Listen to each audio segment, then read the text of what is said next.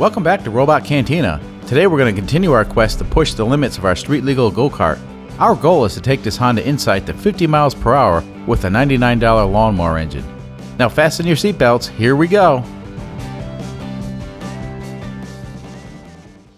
In the previous episode, we installed the Dyno Tune Stage 1 Predator engine in our project car. If you haven't seen that video, the link is in the description. Anyway, once the engine was installed, we took the car out on the road and tested it. All things considered, the Stage 1 engine performed really well when compared to the stock Predator engine. That being said, we still haven't met our goal of 50 miles per hour. That's 80 kph for the metric crowd. Now, 50 miles per hour is an ambitious goal, but the science says it can be done. So why didn't we meet our goal? Well, that's a good question. The long answer is, it's a combination of transmission ratios and the engine's power band. Right now the transmission's set up to give maximum torque multiplication within the safe or semi-safe engine RPM range. Actually, we're kind of pushing the limit when it comes to keeping the engine from exploding. Anyway, let's take a look at the dyno chart. As we discussed in the last episode, the engine's generating peak horsepower around 4,200 RPM. Now mathematically that translates to 44 miles per hour. And that's exactly how fast we were able to get the car to go. Now, according to the calculator, we need to push the engine a little bit harder. Shows here that the engine needs to continue making power past 4,700 RPM in order to get the car to go up to 50 miles per hour in the Badlands. That's going to be quite a stretch. The only thing we have left in our bag of tricks that doesn't require a major engine overhaul are these thingies. So we're going to bump the ignition timing up with an offset flywheel key and rejet the carburetor run a little bit richer. The offset flywheel key is going from a 4-degree advance to a 6-degree advance. That'll take our total advance to 27 or 28 degrees before top dead center. Now that's a lot of advance for the load we're running, and I feel like any more will cause the engine to detonate. Detonation is a condition where the air-fuel mixture ignites spontaneously without the aid of the spark plug, and very bad things happen when you allow the engine to detonate for more than a few seconds. The slightly larger jet will hopefully enrich the mixture just enough to keep the combustion chamber temperatures outside the danger zone. At this point, I think we're going to be maxed out as far as making power. Alright, now that we have a plan, let's get started. This car is more or less one of a kind, so I figured it would be interesting for you folks to see some more nuts and bolts. Although this engine's tiny when compared to the original 3-cylinder, it does occupy a lot of space under the hood. A lot of thought went into making the engine serviceable as far as tuning goes. Any major repairs or upgrades will require pulling the engine, which is only 4 bolts and a couple of cables. So no matter what, this engine's really easy to deal with. Now down the road we plan on dropping at a 420 big block. Yeah, that's cc's and not cubic inches. Anyway, the reason we started this project with the 212cc engine is to demonstrate that basically any engine can be modified for more power. We're using the Predator engine because they're affordable and there's a ton of aftermarket parts. Most of them are inexpensive as well. If you're just getting started in motorsports, the only way to learn is to get your hands dirty. The Predator 212 is a great starting point for go-karts, mini bikes, or even a car. Although if you decide to do an automobile, you might want to lower your expectations as far as speed goes. That being said, this car is a lot faster than most go-karts with the same engine. It just takes a while to get there. Alright, finally, now we can replace the 4-degree offset key with the 6-degree offset key. This will pretty much max out the ignition timing, but I think it'll be okay. At this point, I'm pretty excited to take the car back out on the road again. This project, although somewhat bizarre, is actually really fun and the results are easy to quantify. Now here's a bit of trivia. The Predator 212 is very similar to the Honda GX200, and even some parts interchanged between the two engines. The engines may look identical, but there's enough difference between them that you shouldn't assume the Honda parts will always fit. I have worked on plenty of these Predator engines and also the Honda GX series engines. I'm going to say the Predator is a good copy, but nothing beats a real Honda engine. Now don't get me wrong, everything on the Predator, like the castings and all the machine bits, appear to be really well made. The big difference between the engines is the way they run. A Honda tends to make slightly less noise and seems to be better balanced. Alright, now for the carburetor jet. The carburetor jet is what sets the air-fuel ratio. Since we bumped up the ignition timing, I'm going to go ahead and enrich in the mixture just a tiny bit. Generally, you can't change the jets willy-nilly, there has to be a reason, otherwise you could actually lose some power. After a while, you sort of get a feel for what the engine needs. If in doubt, you can always check the condition of the spark plug. It'll tell you everything you need to know. Now, various size jets are available for purchase at a few dollars each. You can also modify the stock jet by enlarging the hole with a proper sized drill bit. I prefer to buy the jets because most of the time they come marked, and it's a lot less confusing when you have a whole stack of jets in your inventory. I guess I should mention this again, but whenever you remove and replace the carburetor jet, it's important to use a good quality screwdriver, otherwise you risk damaging the jet.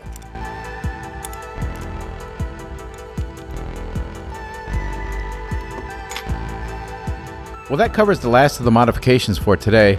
Let's go ahead and put the carburetor back on and get the engine running again.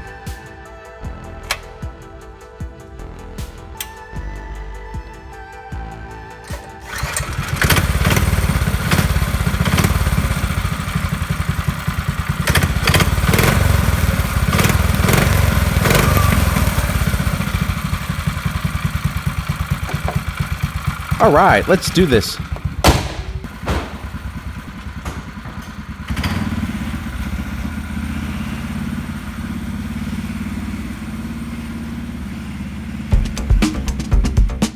As you may recall in a previous video, I've laid out a half-assed test track to evaluate performance. Anyway, the country road segment is basically a good combination of varying road conditions. Boot Hill is a mild incline that would hardly be noticeable on a normal car, but puts a fairly big load on our little engine. The Badlands are an open stretch of mostly flat and level roads. Here the car can accelerate up to top speed, however long it takes. And lastly, the drag strip's a short run of flat road that we can do our 0 to 30 mile per hour run on. Okay, let's see how the car's doing.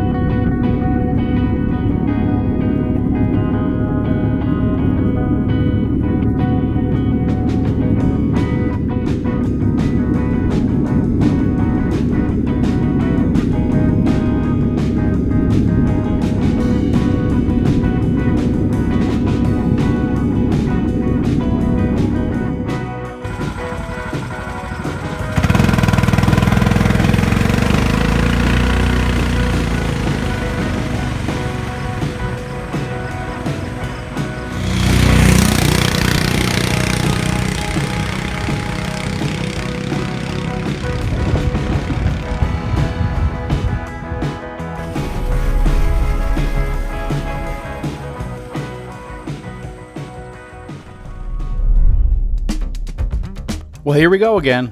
Over at the country road course, we saw a 1 mile per hour increase over the previous effort. That's encouraging. At Boot Hill, we started at the base going 43 miles an hour and ended up at the summit doing 28 miles an hour. That's actually much better. In the Badlands, we saw a 2 mile per hour increase with a 46 mile per hour top speed. Now with the drag strip, we managed to do 0 to 30 in 22 seconds. That's a whole second shaved. Not too shabby. The car is still pretty slow, but after all, we're dealing with a 212cc engine and a 1,300-pound go-kart. The power-to-weight ratio is certainly not ideal. We pushed this engine pretty hard in the past few days, and I think at this point the engine has nothing left to give us. The Stage 1 package certainly boosted performance, and we can see that in the results. In order to reach our goal, the engine will have to be modified once again. This time we're going to pull out all the stops and dig deep into the engine. I think Sammy Hagar said it best when he mentioned, "I can't drive at 55, except in this case, I can't even drive at 50, or 49, or 48, or 47. Next time on Robot Cantina. Oh, don't worry, we ain't giving up yet. There's still a bunch of stuff we can do to this engine. Let's start off with a modified camshaft, then a high compression cylinder head, stainless steel valves. I don't know why. I guess regular valves stain or something like that. Who knows? Anyway, we got them. 18-pound valve springs. Now these springs will keep the valves from floating, but they only work at engine speeds that this car will never see. It was a tough call, but it's the right thing to do. More valve stuff. An ARC billet connecting rod with replaceable bearing shells. Now I'm told that this rod will make the engine indestructible, at least internally. I guess we'll see about that. And to top it all off, an ARC billet flywheel keyed for 32 degrees ignition advance. The 32 degrees is way too much for our little engine with the load it'll be pulling. The good news is we can install the offset flywheel key backwards, and that will dial back the ignition timing a little bit. Now we're going to take all this stuff and dump it into our $99 engine, but technically it'll still be a $99 engine. I guess.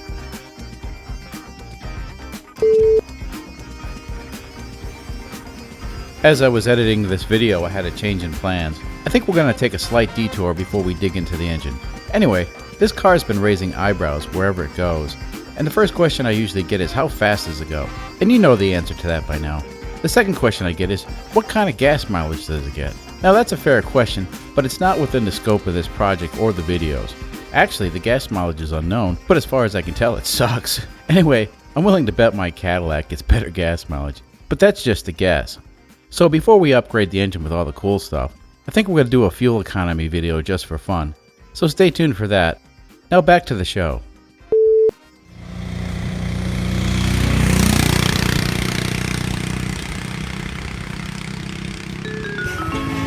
Hey, if you're still watching, you must have enjoyed the video. Do me a favor and click on the like button. And while you're at it, click on subscribe. And don't forget to click the notification bell. If you have any questions, comments, or concerns, drop a note in the comment section. Thanks for watching.